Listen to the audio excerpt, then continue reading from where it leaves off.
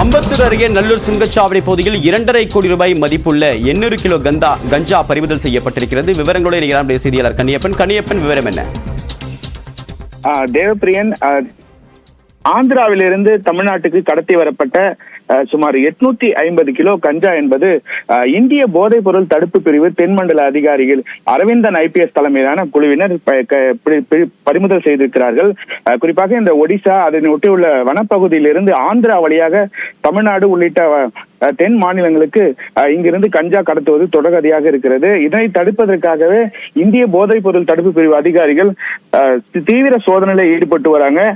அந்த வகையில் அவர்களுக்கு கிடைத்த ரகசிய தகவலின் அடிப்படையில் சுமார் 845 கிலோ முதல் ரக கஞ்சாவை பறிமுதல் செய்திருக்கிறார்கள். இதன் மதிப்பு 2.5 கோடி என கூறப்படுகிறது.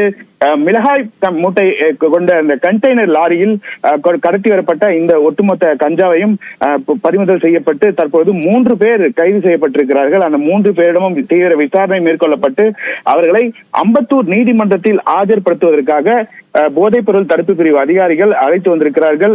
ஒட்டுமொத்த 850 கிலோ கஞ்சாவும் நீதிமன்றத்துக்கு நீதிபதி முன் காண்பிப்பதற்காக கொண்டு வரப்பட்டிருக்கிறது. தேவப்பிரியன், உங்களுடைய விரிவான தகவலுக்கு நன்றி கண்ணியப்பன்.